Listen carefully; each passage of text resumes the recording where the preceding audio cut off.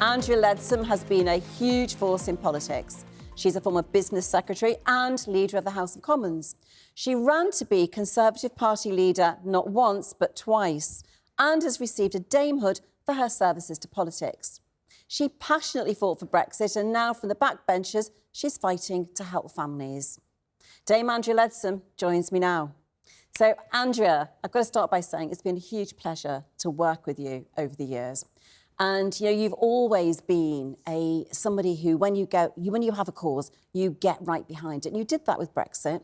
And so now what we're seeing, actually, is still Brexit's rolling on. Yeah. And we've seen the Windsor Framework announced this week. Do you think that's going to help to deliver the results that we wanted? And how do you think that's going to help us with the general election moving forward? Well, for a start, Nadine, right back at you. It's been a pleasure to work with you for so long. We were both passionate Brexiteers, and I think the one thing we could probably agree on is that if the Windsor Framework had been available at any time since 2016, we'd have bitten their arms off. And the fact of the matter is it's been a journey. You know, we've had bad times with our relationship with the European Union. Now it's coming to a place where things are moving on. I think the EU have recognised the need to protect the Belfast Good Friday Agreement and to protect Northern Ireland's place within the United Kingdom. And so I think that agreement takes us a huge step forwards towards resolving the remaining issues of Brexit. But we're not there yet, though, are we? No, we're still waiting for the DUP. Yeah. We're still waiting for the ERG. We're not quite there yet, are we? No, we're not. And the fact of the matter is the DUP ultimately the decisive element, or at least the unionists in Northern Ireland are the decisive element. What we need to see is a Northern Ireland Assembly properly constituted again so that Northern Ireland takes its place as an integral and precious part of the United Kingdom. And for that to happen, I think, frankly, unionists in Northern Ireland need to see that the Act of Union has been fully restored, that the Belfast Good Friday Agreement is fully protected, and that actually for people in Northern Ireland, they'll be able to buy the same things there as you can in Northampton, where I live. Do you think the Windsor Framework will contribute to us having a better chance of winning the general election? And what do you think our overall chances are? I mean, I always said no one has a crystal ball in politics. Yeah, exactly. You know, stuff happens, events always coming at us from all directions. But I certainly think that what Rishi as Prime Minister is doing in government is seeking to tackle some of the outstanding big issues. So tackling the issue with the Northern Ireland Protocol, trying to tackle now the small boat issue, which is by far and away one of the biggest concerns that people have in this country. It's getting out of control. Well, it is absolutely getting out of control, exactly as you say. Where will it end? Unless we actually can do something to stop those human traffickers. So unless we can break that business model, then it will continue to escalate. You know, it wasn't an issue a few years ago, and now it's a massive issue. You know, prior to recent years, we had the problem of illegal migrants hiding in the back of lorries. We've managed to fix that issue. Now it's coming here in small boats. We've got to stop this for the sake of human kindness. Frankly, we cannot have young men. I mean, where are the women and the children? What's happened to them? They started the journey. Why aren't they here?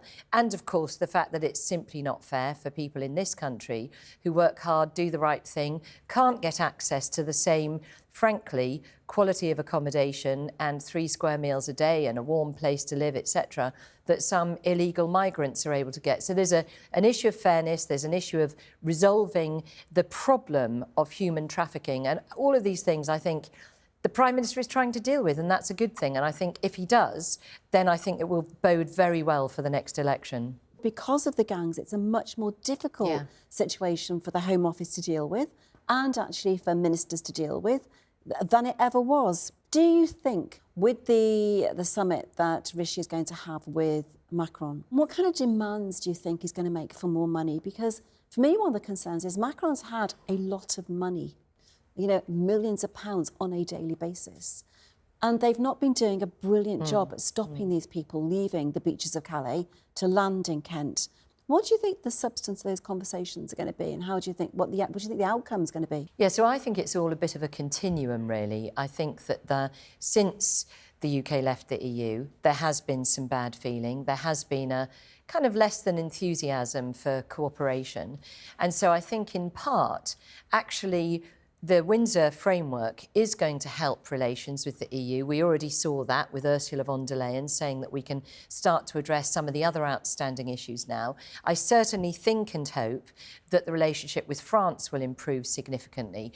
But bottom line, it is very clearly in the interests of France to agree, yes, we will keep these people. And the reason for that is because actually what's happening, as you rightly point out, the human traffickers, the criminal gangs have gained in strength, they've gained financial resources, they now know exactly what they're doing, they're able to double, treble, quadruple the numbers that they're sending over to the UK.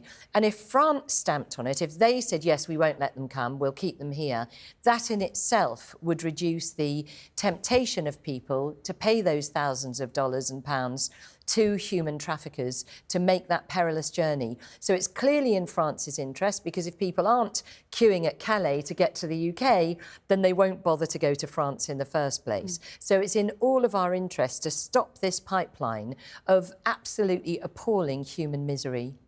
So, Andrea, as I said in the introduction, you're now passionately campaigning for family hubs and families. So what are the family hubs going to look like, Andrea? Yeah. And what were your discussions like with Princess Kate? Yeah, well, I mean, just obviously I can't tell you exactly what we talked about, but definitely the Princess of Wales and the Best Start for Life are absolutely on the same page. You know, her foundation is doing great work in talking to families and understanding from families what kind of support and help they need and where they feel they're struggling. And that's exactly what we're doing in the vision for the Best Start for Life. So what we're doing within the government is rolling out family hubs across England, and within those family hubs there will be universal provision of services, and absolutely integral to this is what families have told us is those services must be joined up. So at the moment you have a baby and you're like, oh, what do I do with this? You know, how do I breastfeed? What do I do if I'm just crying, if my baby won't sleep at night, if the baby's losing weight? What am I supposed to do?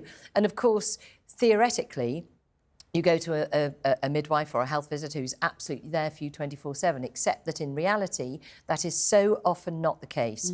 So the idea is that the family hub will be, yes, it'll be a place that you can drop in. You can just go there and speak to a health visitor. You can get breastfeeding support advice. You can get mental health advice. You can get even things like smoking cessation if you're worried about your partner because they're not doing terribly well, not really coping with becoming a parent. You can get advice on sleeping, weaning, crying, and so on. You can have your antenatal checks with a midwife in a family hub. But the point about family hubs is they will be a one-stop shop, not just for the Best Start for Life, so the universal services that we all need, but also from right the way from conception up to the age of 19. And if you have a child with disabilities, to the age of 25. So you'll be able to go there with your new baby and your 6-year-old, for example, if you have concerns about any of them. So it is designed to be the place everyone goes. So the Princess of Wales would go, and perhaps a 16-year-old young mum who maybe is, you know, on her own and really traumatised. And you and I, we would all go there, perhaps as grandparents or as parents, as carers, because that's where you'll go to seek advice and get support. So that's the ambition, that's the vision, but it is all about giving every baby the best start for life. So what we want to see is babies who are securely attached to their parents, who then, when they get to school, and this is your first 1,000 days work, isn't it? When the importance, that bond building, when babies are first born. Exactly, yes. So it's in the period from conception to the age of 2 when the building blocks for lifelong emotional and physical health are laid down. So if you are securely attached, i.e. if you have a loving, attentive relationship with your adult carer, could be your mum, could be your dad, could be a carer. But if you have that primary attachment role, that enables the baby's developing brain to actually learn that the world is a good place, and that baby then grows up thinking, I can cope. And that baby becomes a child and later an adult who deals much better with life's ups and downs than somebody who doesn't have the security of that early relationship. So the Family Hubs and Start for Life is all about equipping families with the education, the support and the joined up services that they need. Andrea, they sound fantastic, and I'm so glad that you're the person who's driving this in the backbenchers, because it is so incredibly important. I've witnessed it myself recently. So incredibly important that young mothers have that bonding and that understanding.